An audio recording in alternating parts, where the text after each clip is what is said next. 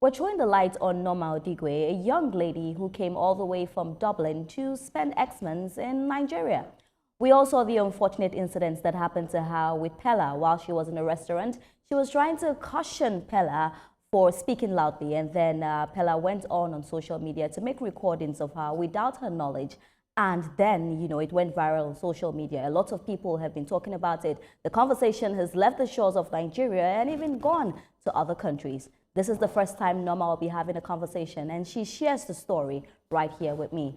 Good morning, Norma. How are you doing? All the way from Dublin, she joins me. How are you doing? I'm well, thank you. How are you? I'm good. Thank you It's good to have you on the show. I just want to go straight into it because social media went on a frenzy. We all saw what happened, when that video was put out. A lot of people said you were at fault because you spoke to him in manners which you shouldn't have. Some people also said he took power into his hands. But since we have you here as the person that it happened to, I just want you to share with me what really happened in the restaurant on that day. So what happened was I went into, I don't know if you're aware of if you know the restaurant, it's Folix Lounge along Lekki Express, Okay. Ekpe Expressway. So I went in there with my sister to get food. I was stood by the counter. And then a young man came in. I just heard this deafening voice. It was very uncomfortable because it was so loud. Yeah. I felt uncomfortable, and I walked away from him. And he must have seen my body language. I don't know, because I never uttered anything to him. And the moment that happened, he turned to me and said, "Waiting happen or so." Yeah. And I said to him, "Well, you don't have to be loud." I think what people don't really understand from his point of view when he filmed me was they went with the narrative that I spoke to him first. That but was I the narrative didn't. that we actually understood. That's what people say. Yes, he spoke to me first. He asked me a question twice, Okay. and I responded and I said, "You don't have to be loud." And that was it. And then he said to shut up. And then we started to, initially he started to like say a lot of words, mean abusive words to me. Yeah. And then I got to a point, it became an exchange. And he would say things to me and I'd say, "Back to you, back to you." And it was a back and forth thing, but he blew it out of proportion. He made it such a big deal that I didn't even understand exactly what warranted that reaction from him. But people started to talk to me and, nudge me to not pay any attention to him, to ignore him. And it got to a point I just kept quiet and I was just laughing at the whole situation. And that was when he got his phone to record me.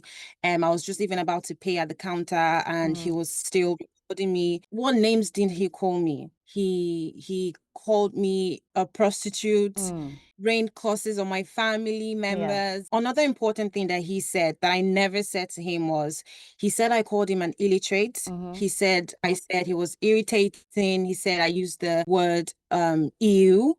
I said he was too noisy. I said any of that. He assumed that I knew him. He assumed that I was a hater. Exactly. I just wanted to go there, Norma, not to cut you short, because Peller has become a sensation in Nigeria. Everybody knows Peller on social media. So I want you to be sincere with me today. Did you know that was Peller at any point, or you were very ignorant about who the person was? I was very ignorant about who he was. I did not know he was a social media personality. I don't keep up with Nigerian celebrities. I said it at the start of our meeting. I'm based in Ireland, so I don't really see everything on social media from the Nigerian point of view. So he's someone that I don't know. I genuinely do not know him. But how was life after that? Because I know that you were getting death threats. I know that it was very difficult for you to even go into the Uber and go out. I also know that that made your holiday a little bit, disturbing for you. So I just want to speak about, life after that video went viral. How were you able to cope? Oh my God, it was traumatizing. The messages, the threats to myself. So who was threatening you? Was it Peller's people threatening you? Yeah, fans of Peller.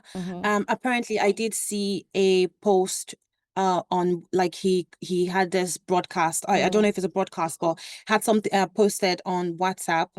And said if they saw me outside, they should abuse me. Wow. And I'm not speculating here, but from I saw, he definitely encouraged his fans or his supporters to attack me. Wow. Prior to all that happening, I'd lost my grandma on the Monday. Yeah. So I literally just went to see her for the last time the night. So I was out, met up with my friend, and that's why I was in that restaurant 1 to 2 a.m. on Tuesday. Coming to Nigeria, I came for Death of December basically. And then my last week in Nigeria, I went viral for something.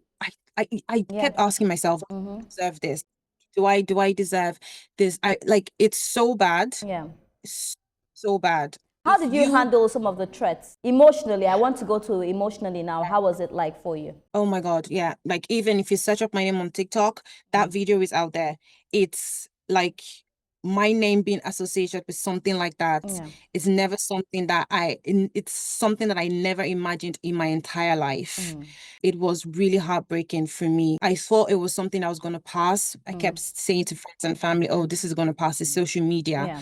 I felt violated. Your family, how did they take it? They didn't take it lightly because also, like, we were also passing through, like, we were mourning as well. We just lost my grandma. I didn't even call my dad to let my dad know what was happening, because he had to worry about, the bearer rights, his mom and everything. So I couldn't let him know what was happening, because I know saying that to him would just add more troubles to his plate. It was very traumatizing for everybody. All right, but the deed has already been done. It had already happened. Going forward, what happened between you and Peller? Because we hear that Peller had an apology to you. I think I saw the apology as well, where he said, he was sorry. But now the question is sorry enough for you? Was he able to ahead? Because I know you told me that, the police went at him. Has he been able to come to the police? Did he follow instructions that he should have followed? And do you think that Peller was remorseful enough, I'll say? I can't hold anyone's feelings. You have every right to feel however you want to feel.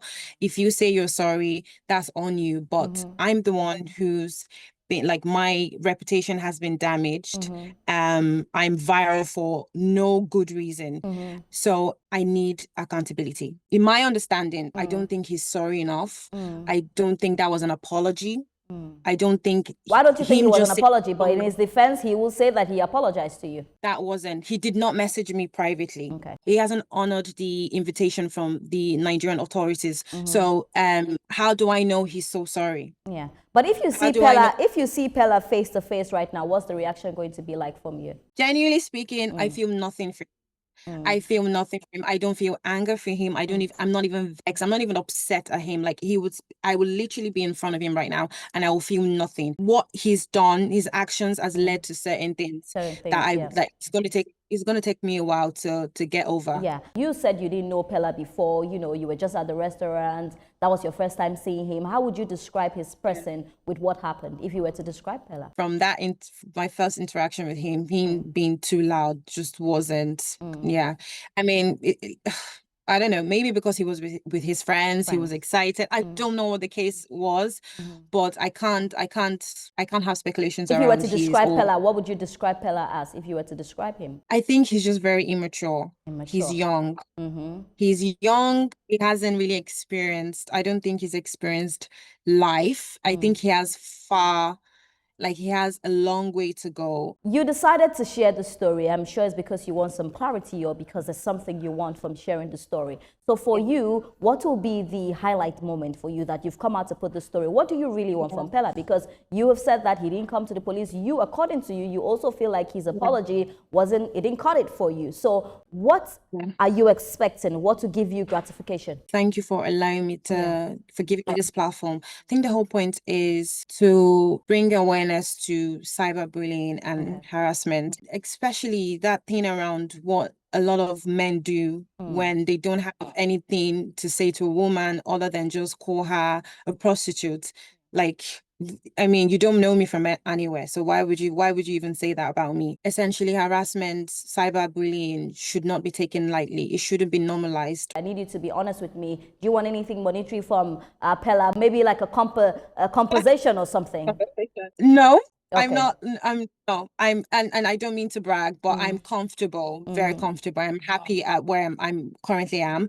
I don't need, I mean, there's nothing wrong if I So get money from that it, means you're open to it. essentially, I'm not open to the money. Okay. When I chose to report this to the authorities, I did not think about any compensation whatsoever. Okay. I just want accountability. So when you say That is all. accountability, you want Peller to come and apologize to you again privately? I want to understand what accountability means to you, Norma. I don't want him. I don't want him to apologize to me privately. So what do you really want? He filmed me publicly, posted it publicly. I want him to retract all of the statements that he made about that my encounter with him. I need to get this straight because he has already done one. So you're asking for another public apology? I'm not taking that apology. That's not an apology. He's not like he needs to be accountable. I need, like, the point is I need everything to be done through legal channels. Okay. I love the course you're going for. You're talking about cyberbullying because we've seen it happen a lot of times, not just in Nigeria, outside the country as well. But I know that you do not reside here as well. How are you going to make your voice very powerful? I've never gone online to bully anybody before.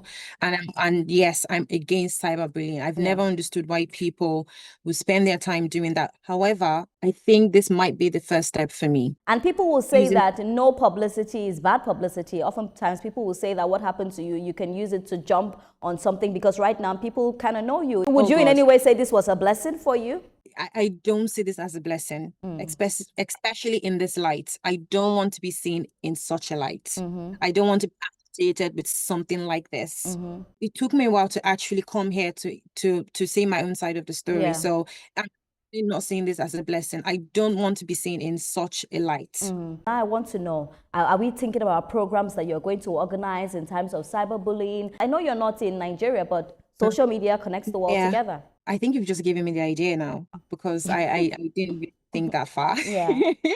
What I've noticed is Nigerians don't really have so much faith in the Nigerian legal system. Why do you say so quickly? From what I've seen and from what I've heard, people, they're not going to take it seriously. It is a minor case. But did they fail you? Did they take it seriously? Or they did. They did. Okay. I filed my case. I put down my statement. I've been in contact with them. They said he's got like I can't really share as much. Okay. But about what? Basically about the case currently. Okay. But we're just waiting for him to honor that invitation. So we know that he's not honored the invitation yet. Do you think he's lackadaisical about it, not honoring the invitation? Did you not see his apology? If you didn't see his apology, yes, that's it. Okay. That's it. All right, but before I let you go on this, I think that it's something that you need to work on. Like you said, the idea has been given to you, cyberbullying, because it happens a lot of times. I feel like you should be that voice for this not to happen, to any young girl again. But I'll just ask you this. If you were to revisit that day at Folix, that restaurant, if you were to revisit it for it to happen again, what do you think you will have done right? Firstly, if I knew who he was already, I probably would not even entertain him at all. I will not entertain him at all. So when he said banter words with me, I wouldn't have spoken to him at all. If you knew who he was. I knew who he was because I remember eyewitnesses, people who were there kept urging me to pay no attention to him, like ignore him. And then when he started filming, I saw people covering their faces, but I didn't understand why they were doing that. But if I were in that scenario, God forbid, if that ever happened again with someone that I'm familiar with, I will just allow it. And probably walk away. And just walk away. This is who they are. But Norma, what do you do? I know that you come to Nigeria just for the holidays, but as a person, what do you do? So I do corporate 9 to 5. Okay. I work for a telecom, one of the largest telecom companies in Ireland. Okay. All right, amazing. So we should hear from you very soon in terms of cyberbullying, right? Yes. Peller is definitely going to be watching this. So anything for Peller before we wrap up? Maybe not for Peller, but for his fans. Okay. Because I saw a lot of messages, not messages, but I did see a lot of DMs, a lot of comments like, oh, she won't use Peller trend, she won't go viral. I'm here to say I'm not interested in being viral. Okay. I'm not interested in trending. I'm not even here for any money compensation. I'm here, like I said, accountability, and cyberbullying shouldn't be taken lightly. It shouldn't be normalized. It is not okay. It is not okay to go and threaten people in their DMs, their family members as well. Thank you. I must say thank you so much to you, Norma, for sharing this story with me. I understand this is your first TV interview. I understand that, this is the first time you're speaking to a journalist about this, and I appreciate that you trust me, to bring this issue to light. And also trust the Nigerian authorities. And trust the Nigerian authorities as well. You're asking for accountability. You're asking for a proper apology from Peller. We'll keep our fingers crossed and see what happens.